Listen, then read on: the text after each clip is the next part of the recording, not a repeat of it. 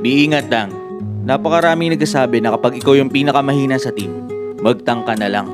Par, hindi mo ba alam na sobrang hirap mag-tank? Tapos sasabihin pa ng iba na pabuhat lang daw ang mga tank. Ipapaliwanag ko sa'yo kung ano trabaho ng isang tanka. Ang tank at support par, sila ang nagdadala ng flow ng laro. Sabi nga 'di ba, walang magiging malakas na core kung hindi magaling ang tank at support. Trabaho namin mag-zone, mag-check bush, Mag-invade at magbigay ng set at shot call. Yung isip niyan, dapat timing talaga.